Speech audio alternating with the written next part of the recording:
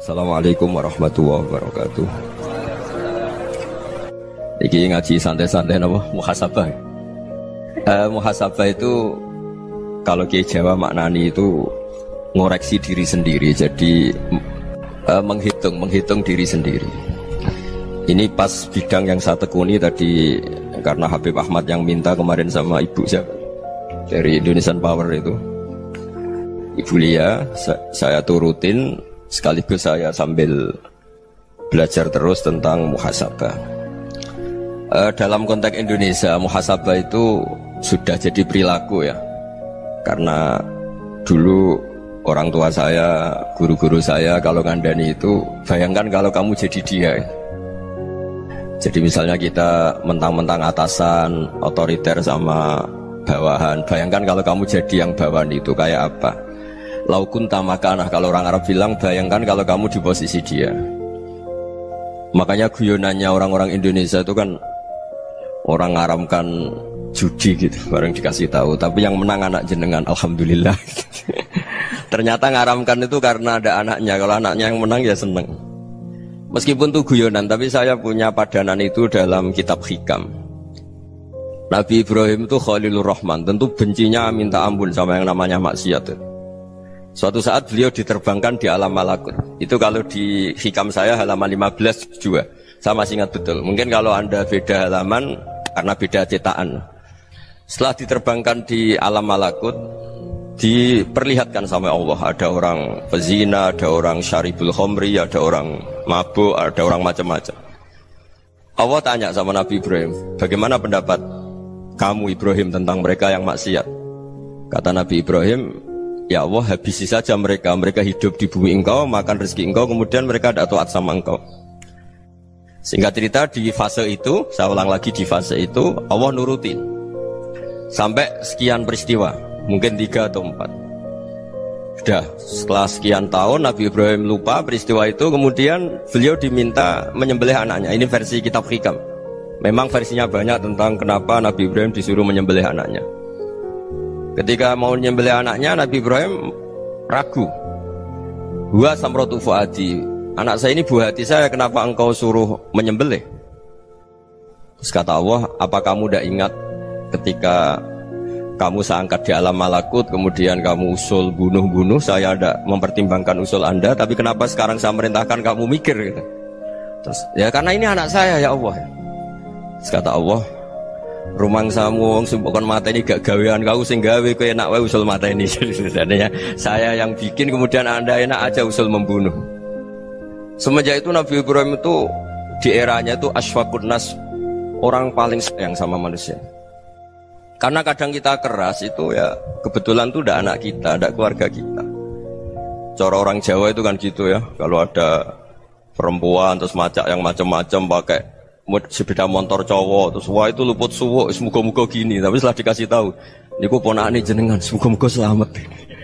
Jadi jangan-jangan kemarin ahli ma'asi itu kebetulan itu tidak keluarga kita. Kalau keluarga kita yang pernah salah pada kita, semangat kita mintakan maaf. Jangan-jangan kita didikte hukum sosial gitu. Jadi orang yang salah kebetulan tuh orang yang menservis kita, atau keluarga kita, atau orang dekat kita. Jangan-jangan semangat kita mintakan ampun. Tapi kalau sama orang lain kebetulan musuh kita semangatnya minta itu kena azab. Nah ini yang nggak boleh dalam Islam. Islam mengajarkan niru Rasulullah SAW, Nabi itu rahmatal lil alamin. Bahkan kemarin saya ngaji virtual sama beberapa habaib. Ada Habib Ali Al-Jufri dari Mesir, ya. Ada Habib Alwi dari Kuitang, ada Habib Nabil Al-Musawa. Dari sekian habaib itu saya masih ingat, diantaranya yang didawuhkan rahmatan lil alamin itu ketika Nabi adzahu qaumuh, disakiti oleh kaumnya, dan itu mereka masih kafir semua. Itu mereka dapat doanya Nabi, Allahumma hdi qaumi fa innahum la ya'lamun. Kayak apa baiknya Nabi, orang yang menyakiti, yang melukai, tapi Nabi masih berdoa, Allahumma hdi qaumi fa innahum la ya'lamun. Sayyidina Umar dapat doanya Nabi itu ya khina kana kafiran, ketika masih kafir didoakan, Allahumma izzal Islam bi Umar. Itu ketika masih kafir. Itu pelajaran bagi kita bahwa yang sedang tidak cocok pun itu berdapat doa kita. Ya doa supaya kondisi kita baik, hari tambah baik. Karena agama ini Saya berkali-kali bilang limangka nayarjuwa hawal yaumal akhir. Agama ini diperuntukkan bagi yang selalu punya harapan pada Allah Subhanahu wa taala. Saya cerita muhasabah ini tentang hubungan kita dengan Allah. Di Indonesia itu banyak orang fasik, banyak orang nakal. Ya di mana-mana orang nakal itu ya mayoritas, wa aksaruhum fasikun. Tapi berkahnya harapan. Mungkin saya kira nakal sok benda, mungkin saya kira sholat sok ben sholat, mungkin sekarang belum sakho, belum dermawan, suatu saat dermawan. Barokahnya itu kefasikan ini dianggap sementara. Sedang fasik, sedang tidak benar. Karena kiai-kiai kita, para guru-guru kita, para habaib utamanya itu mesti bilang semoga husnul khotimah. Nah barokahnya doa itu semoga husnul khotimah itu menjadikan satu pola sosial. Yang sedang fasik ini masih diharapkan jadi lebih baik, jadi lebih. Sehingga kita tidak ngambil sikap ekstrim yang ingin menghabisi atau ingin mengadili, tidak, karena selalu kita punya harapan. Dan agama ini limangka nerjuwa hawal yaumil akhir. Bayangkan dulu kalau yang nakal itu anak kamu. Pasti kamu gak ingin kan langsung dapat azab, dapat apa. Padahal kita semua jadi tokoh ini abul kulli, bapak dari semuanya. Sehingga ketika Rasulullah SAW jalan-jalan kemudian melihat perempuan sedang menyalakan api. Kalau apinya mati ditiup, anaknya dijauhkan. Nanti kalau sudah jauh dari api, anaknya digendong lagi. Terus kata Rasulullah, matur ke semua sahabat, Aro'aitum anna hadih tarihatan waladaha alan nar. Apa kamu berpendapat bahwa perempuan ini akan melemparkan anaknya ke neraka? Tidak ya Rasulullah. Tidak akan seorang ibu melemparkan anaknya ke api. Terus kata Rasulullah, Allahu arhamu min hadih biwaladiha. Allah lebih rahman, lebih rahim dibanding orang tua ini kepada anaknya. Ini yang harus kita kenalkan terus, kita kampanyakan terus, supaya orang hubungannya dengan Allah itu nyaman, asik. Sehingga dengan demikian selalu ada harapan bahwa yang sedang nakal ini suatu saat tobat. Kita tidak boleh menghukumi pasti begini, pasti gini, itu tidak wilayah kita. Itu juga yang dicontohkan Rasulullah SAW. Secara lahir Nabi itu nggak berkenan sama Wahsy, karena Wahsy itu salahnya salah fatal, karena membunuh ahabban nasi ila Rasulillah, yaitu membunuh Sayyid Hamzah. Jadi ketika Wahsy tobat, Nabi itu terima tobatnya. Dan ketika beliau dengan basariyahnya agak siap ketemu Wahsy karena harus ingat Sayyid Hamzah, basariyahnya diturutin. Oke, kamu iman, saya turutin, tapi jangan sering ketemu saya. Karena kalau ketemu kamu, saya masih ingat sama paman saya, Sayyid Hamzah. Kita bisa ngelola seperti itu. Kita tidak cocok sama orang, bagaimanapun mereka umat Rasulullah SAW, kita tetap mencintai mereka. Misalnya kalau beda agama, mereka sama-sama orang Indonesia, kita mencintai mereka atas nama warga Indonesia. Tapi kalau misalnya potongannya ora cocok, beda kultur, bawaannya itu mangkel no coro Jawa, ya bisa diilmoni, jangan ketemu. Wong sudah tidak cocok, ingin ketemu nyari solusi, roh ini tok seneng itu kan ya repot gitu. Ya sudah kalau nggak pati cocok ya jangan sering ketemu. Dan itu kita bisa memanage seperti itu tuh bisa. Saya berkali-kali cerita tentang Imam Syafi'i. Kalau dikasih tahu ya Imam Abu Abdillah, panggilannya Imam Syafi'i, tetangga anda ini ternyata banyak yang nggak senang anda. Jawabnya beliau senang. Ya bagus kalau nggak senang saya, ndak utang saya katanya. Jadi gara-gara saman seneng aku ngatur aku ini kan. Dan mungkin saman rasa seneng kan ya enak. Jadi hidup itu dianggap happy. Kalau seneng ya teman silaturahim, kalau nggak seneng ya nggak bakal utang gitu. Baru kayak rasa seneng itu nggak ganggu. Gitu. Jadi dulu itu orang bisa ngelola seneng ndak seneng itu bisa. Karena ada kearifan hubungan dengan Allah Subhanahu wa ta'ala. Hidupnya selesai karena masyghul bi dzikrillah, mereka sibuk dengan Allah. Makanya kata ulama-ulama tasawuf, kamu jangan melihat manusia perilakunya, tapi kamu juga harus ingat yang gerakkan semua itu Allah Subhanahu wa ta'ala. Dengan demikian kita farah, kita senang. Makanya Nabi kalau ngutus Anas bin Malik kemudian nggak kesampaian yang diinginkan karena Anas main, ketika garwa-garwani Nabi agak tersinggung, Nabi andaikan Allah menghendaki yang saya inginkan kesampaian, pasti itu kesampaian. Jadi dianggap kegagalan Anas gak manggil yang dituju Nabi itu ya kersane Allah, ya enteng saja. Sayyidina Ali lebih parah lagi yang dialamin. Itu dalam beliau kalau dipanggil itu gak cepet-cepet ke sana. Ketika ditanya, kenapa kamu tak panggil gak cepet ke saya? Amin tu ukubatak, karena aku tahu kau orang baik. Orang baik itu pemaaf. Jadi makanya orang-orang soleh dulu itu bodoni itu. Makanya sekarang kalau ada orang bodoni itu mesti bidik orang soleh. Kalau orang-orang soleh itu kakean husnudzon lagi sering dibodonin. Abdullah bin Umar itu masyhur itu. Kalau ada budaknya sering sholat, sergap sholat itu dimerdekakan. Akhirnya enggak sholat pun pura-pura sholat. Akhirnya juga dimerdekakan. Ketika ditanya, kenapa engkau merdekakan? Padahal mereka sholatnya menipu engkau, kata pembisik-pembisik itu. Man khoda'ana lillah in khoda'na lah.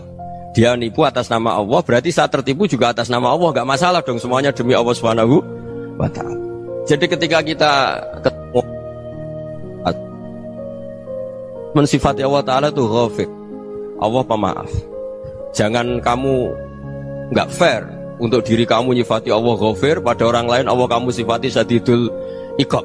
Jadi Allah kamu atur, kayak MC tadi ngatur saya. Jadi Allah itu apa? Kalau pada saya ghafir, kalau pada musuh saya syadidul iqab. Itu tidak fair. Kalau Anda punya harapan kepada Allah karena Allah Rahman Rahim, Allah ghafir, sebenarnya Allah pada musuh kita ya bisa saja Allah ghafir, bisa saja Allah Rahman Rahim. Sehingga kita melihat orang lain yang kita tidak cocok itu ya enteng saja. Itu min ummati Rasulillah sing tanaluhu syafa'atu, tanaluhu sa'atu rahmati, tanaluhu fair. Jangan dengan kita kayak mesti dapat rahmat.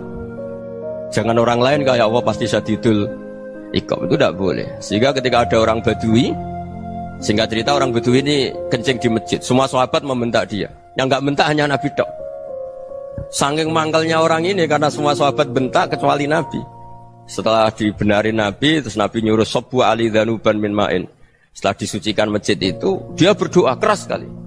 Allahumma arhamni wa Muhammadan wa la tarham ma'ana ahadan. Ya Allah, yang berhak dapat rahmatmu hanya saya dan Nabi Muhammad, yang lainnya jangan.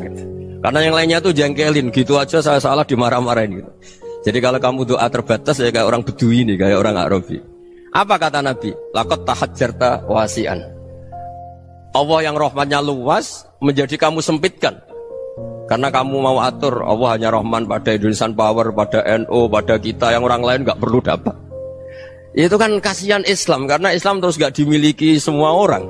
Allah gak dimiliki semua orang, Rasulullah gak dimiliki semua orang, karena dipek NU, dipek ormas tertentu, dipek gak boleh seperti itu. Gak boleh takhasyar tawasian, kata Nabi, gak boleh mempersempit zat yang rahmatnya itu luas. Ini semoga etika ini kita pakai di Indonesia. Yang sedang fase kita harapkan lebih baik. Yang sedang nggak dapat hidayah kita doakan dapat apa? Hidayah. Masyhur kan, makanya tadi saya mohon sama Habib Ali supaya Habib Ahmad supaya tetap mahalul qiyam, tabaruk sama Habib Ali. Di antara doa-doa di Simtuduror masyhur itu antuqabilal mudhniba minnah bil ghufran wal musi'ah bil ihsan. Jadi harapannya para habaib, para orang-orang baik dulu ya, semoga yang dosa itu dimaafkan, yang sedang salah dibuka, bikin lebih baik. Nabi itu tugasnya juga gitu. Wastaghfir li dzambika walil mu'minina wal mu'minat. Nabi itu tugasnya juga memintakan ampun yang sedang salah.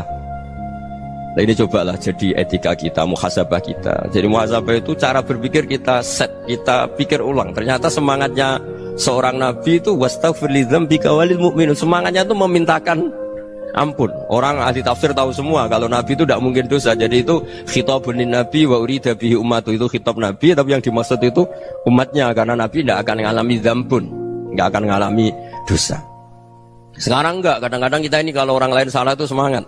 Kalau di perusahaan ada teman salah, apalagi pimpinan salah itu seneng, barokahnya salah bisa ganti kan gitu. Ya, jadi kalau mungkin di dunia tokoh juga gitu, barokahnya ada tokoh salah, kita yang jadi populer sendiri, tidak boleh seperti itu. Kita harus salimus sodri di jami'il muslimin. Jadi ini harus dilatih. Saya tadi matur sama Habib Ahmad, latihan kita jadi hidup. Nabi itu kalau resep jadi wali itu kata Nabi gampang. Kata Nabi, kalau kamu ingin disenangin Allah, ya sudah. Kalau kamu asbahta wa amseta gini-gini, perasaan kamu, kata Nabi, jangan punya perasaan ghil sama orang muslimin. Itu sudah wadzalika min sunnati. Makanya Nabi ngendikan la yablughni ahadun an ahadin syai'an. Ada yang baca la yuballighni ahadun an ahadin syai'an.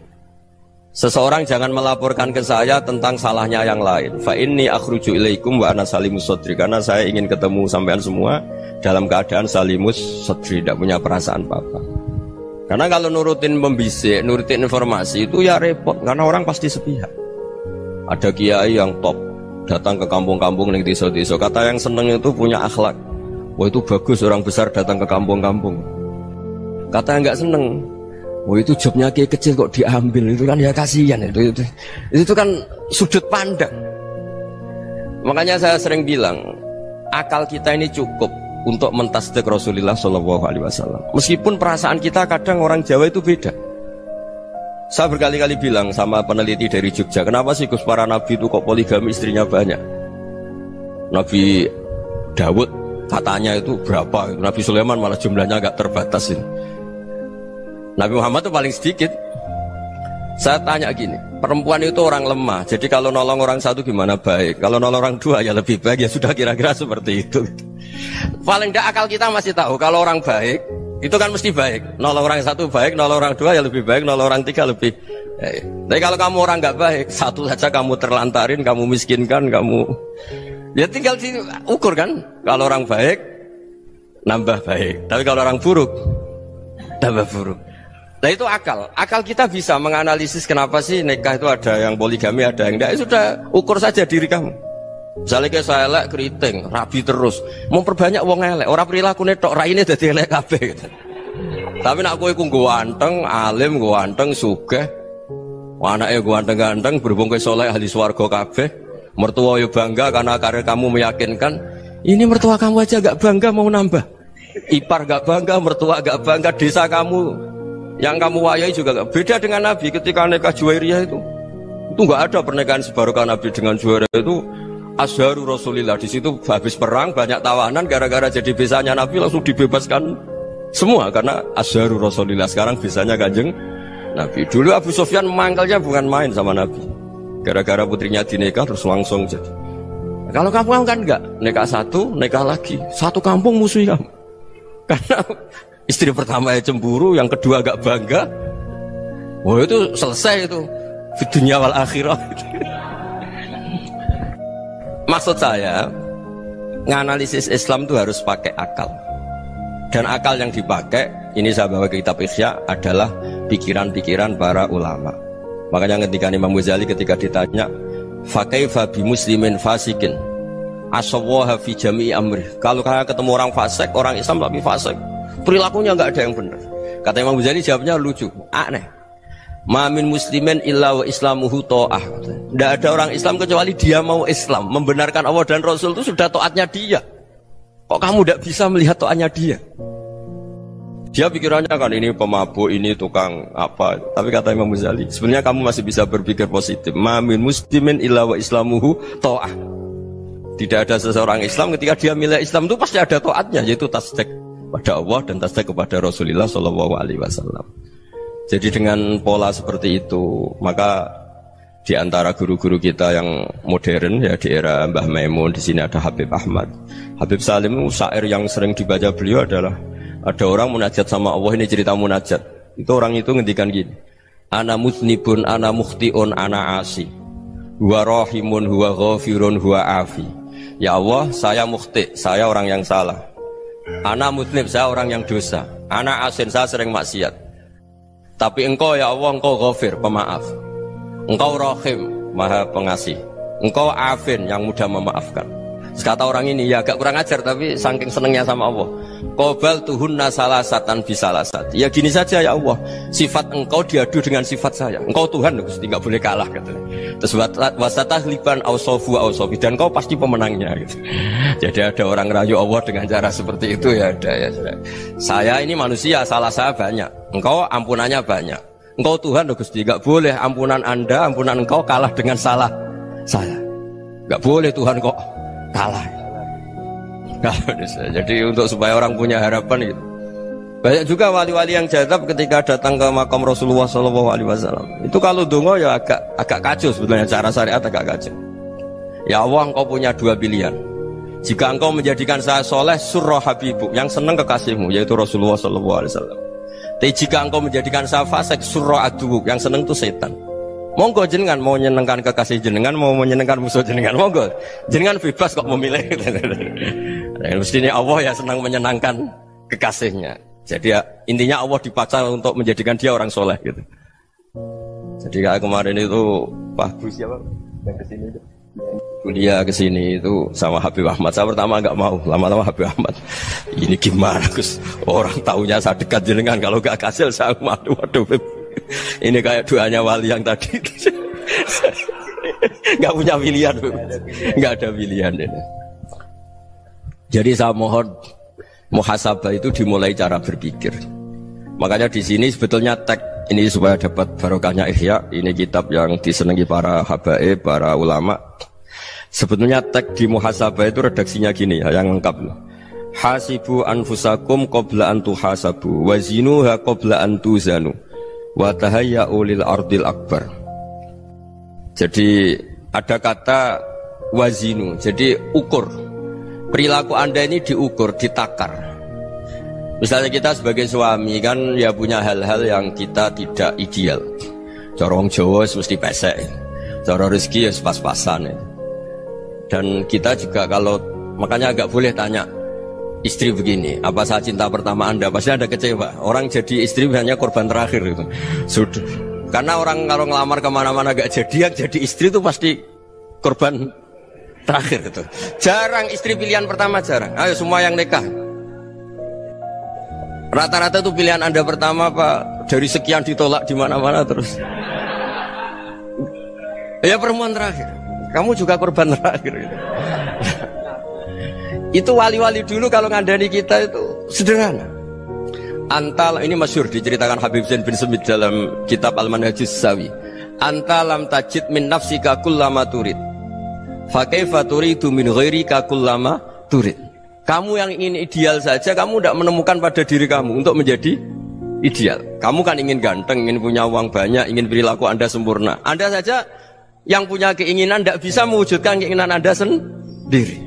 Fa kaifa turidu min ghairika ma turid. Jadi antalam tajid min nafsika kullama turid. Fa kaifa turidu min ghairika kullama turid. Kamu yang punya keinginan saja. Misalnya saya ingin punya uang banyak, perilaku saya selalu benar, gak pernah salah. Loh, saya yang ingin saja dengan diri saya gak bisa untuk benar terus. Kok kamu berharap orang lain selalu benar? Jadi antalam tajid ya sama. Kalau kamu menuntut istri kamu itu ramah, neriman, apa kamu neriman sama wajah istri Anda gitu? Engkau ya pola neng dindi jajaki sana jajaki sini, kamu sendiri tidak tahu apa. Jadi itu nasihat yang luar biasa. Antalam tajid min nafsika kullama turid, fa kaifa turidu min ghairika kullama turid. Kamu mau menghormati semua orang? Tidak mau kan? Kemudian Anda berharap semua orang menghormati kamu. Kamu tidak ingin kan orang lain semua menghujat kamu. Sementara kamu enak aja menghujat orang lain. Makanya Rasulullah SAW luar biasa ketika bikin kaidah sosial.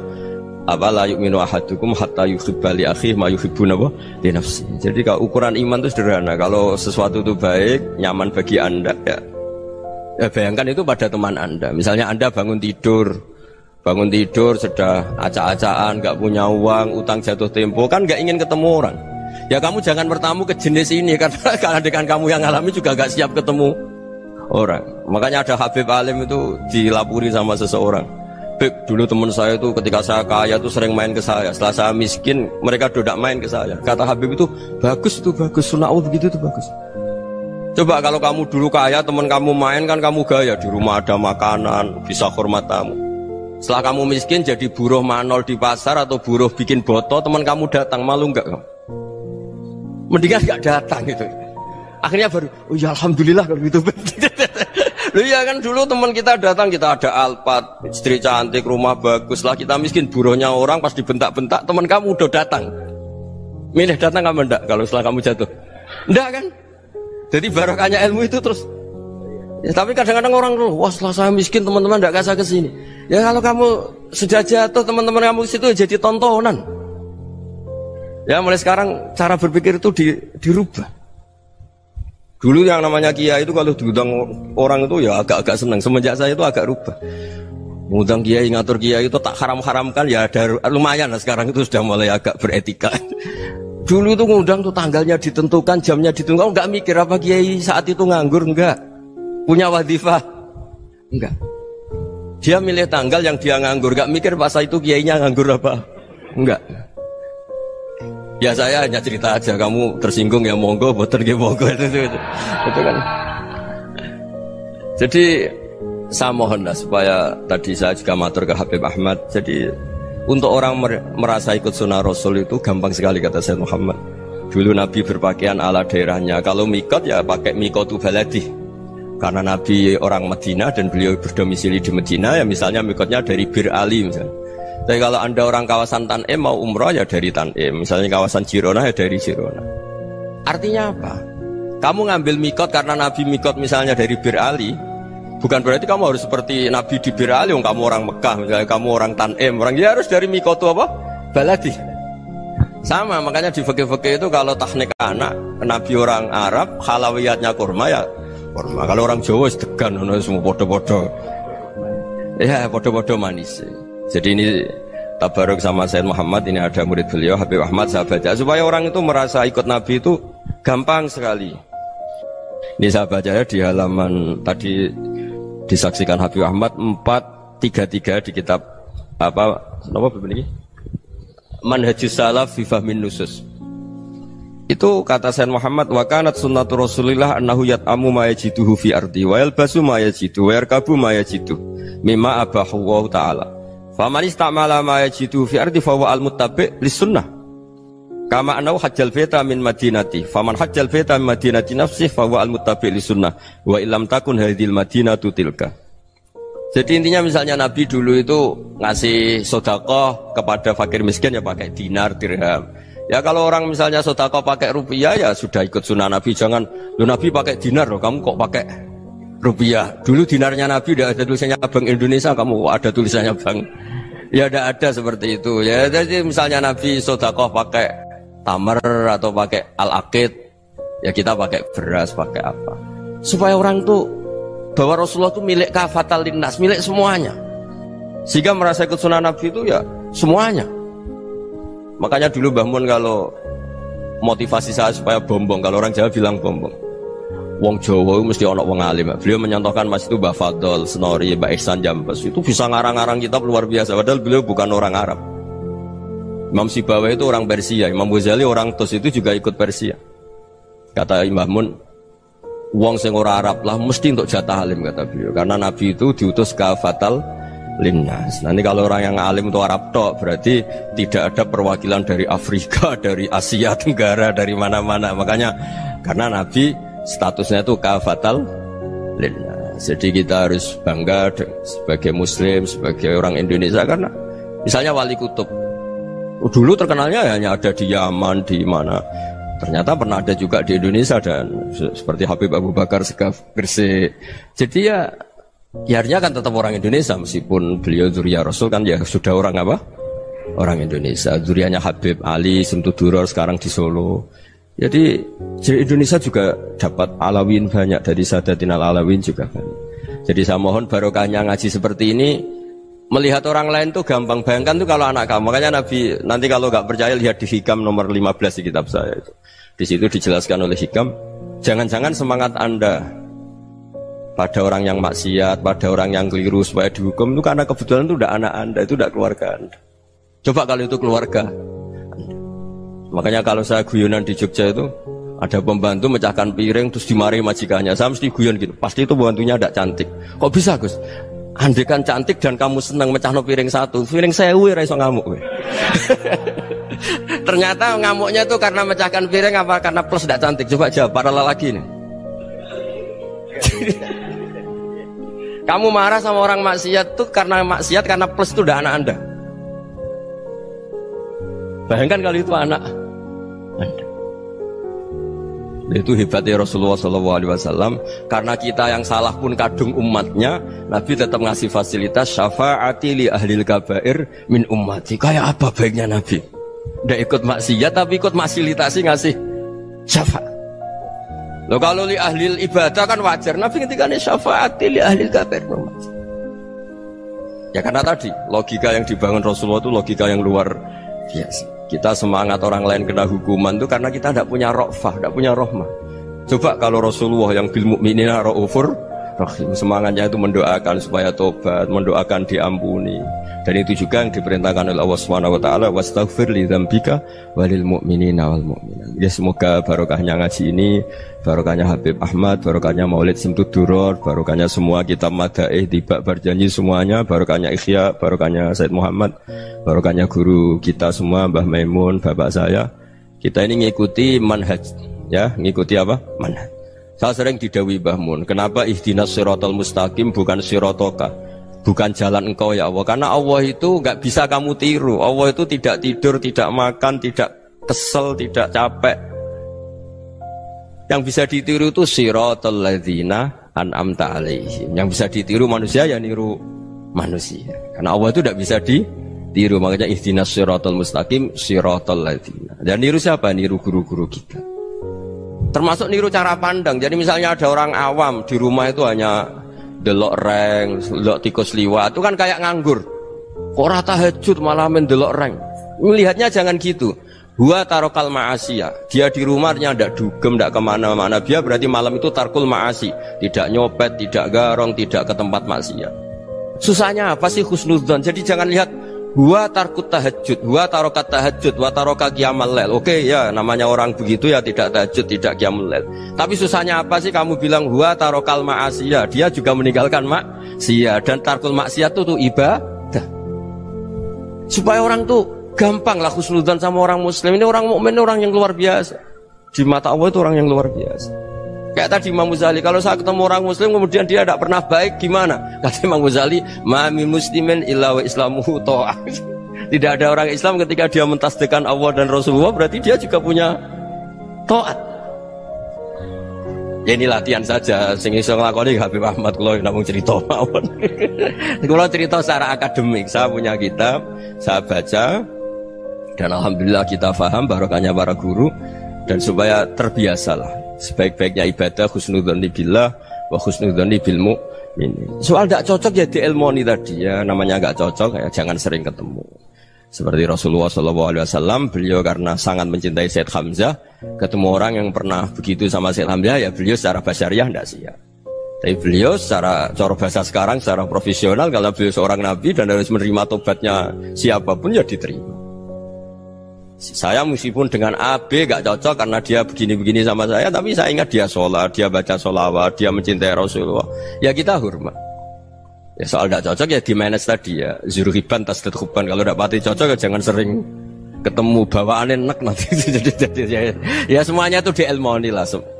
Makanya ngendikane Ma'ruf Al-Qurhi ada yang baca Al-Kharki, mangqala fil yaumi salasa marrat wa marham ummata Muhammad kutiba minal abdal. Karena semangat mencintai siapapun satu hari sering baca marham ummata Muhammad, wa ma aslih ummata Muhammad, wa ma tajawaz an ummati Muhammad, itu mesti kutiba minal abdal. Dia pasti termasuk wali abdal. Maksudnya semangat mencintai ya dilatih lah.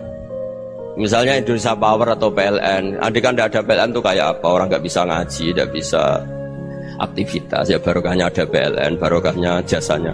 Kita sadar, tidak semua kebaikan kita ini memenuhi keinginan orang banyak. Orang banyak ingin listrik, ingin saluran apa, dan itu kadang yang mewujudkan orang lain atau kelompok lain. Ya karena itu manfaat ke orang lain ya kita doakan. Karena khairun nas anfa'uhum linnas. Sehingga kita terbiasalah ngakui orang lain. Seperti semangatnya Rasulullah SAW, semuanya itu didoakan, semuanya diinginkan kebaikannya. Bahkan Nabi gak putus asa sampai di akhirat. Ketika Nabi lain sudah putus asa karena sudah akhirat, sampai dimintai syafaat semuanya bilang nafsi, nafsi. Karena merasa semuanya gak punya nyali di depan Allah, karena ini sudah akhirat, sudah finish. Tapi apa Rasulullah? Analah, ya udah saya sanggup mensyafaati kalian. Terus kata Nabi, fa'atiyal arsya, saya mendatangi aras, fa'akhirru lahu sajidan, saya sujud, wa ahmaduhu bima hamida allamaniha rabbi. Kemudian saya tetap muji Allah dengan pujian yang terus menerus. Padahal sudah di akhirat, sudah finish. Nabi dimintai syafaat masih sanggup, karena Nabi tahu akhirat tidak bisa mendikte Allah, tidak bisa Allah terus bilang, ya Allah ini akhirat, engkau sudah tidak boleh mensyafaati, tidak bisa. Allah tidak bisa diganggu akhirat, Allah tidak boleh dibatalkan rahmannya oleh akhirat. Allah tetap Rahman Rahim abadal abad. Dan Nabi tahu itu. Makanya kata para ulama, fa Muhammadun ahmadu min ghairihi. Jadi Nabi Muhammad namanya dua, yang terkenal. Sebenarnya banyak yang terkenal dua, Muhammad sama Ahmad. Ketika Nabi punya nyali memuji Allah di akhir akhirat atau sudah di akhirat itu fa Muhammadun ahmadu min ghairi. Ketika nabi lain sudah tidak punya nyali muji Allah karena sudah akhirat, Nabi Muhammad tetap berani muji Allah di saat seperti itu. Makanya ahmadu di situ kata ulama itu af'al tafdil, fa Muhammadun ahmadu min ghairi. Kanjeng Nabi lebih memuji Allah di saat yang nabi lain sudah tidak punya nyali untuk muji Allah di saat itu. Makanya kata Nabi fa akhiru lahu sajidan wa ahmadhu bimahamida allamaniha rabbi. Akhirnya setelah lama gitu terus Allah ngendikan ya Muhammad irfa' ra'sak wasal tu'tah wasfa' tusyaffa. Sudah Muhammad, angkat kepala kamu minta apa saya turutin, dan kalau kamu ingin mensyafaati umatmu saya beri hak apa? Syafaat. Nah, semoga semangat itu juga menjadikan kita munajat bahwa rahmat Allah tidak terbatas, harapan juga tidak terbatas. Mungkin yang sedang nakal ya kita katakan sedang, jangan terus kamu pastikan wah ini mesti suul khotimah, mesti tidak orang baik. Tidak, agama ini liman kana yarjuha wal yaumal akhir, selalu bagi yang punya harapan. Ya, mugi-mugi dapat barokah semua. Mantu dengan kata wassalamualaikum warahmatullahi wabarakatuh.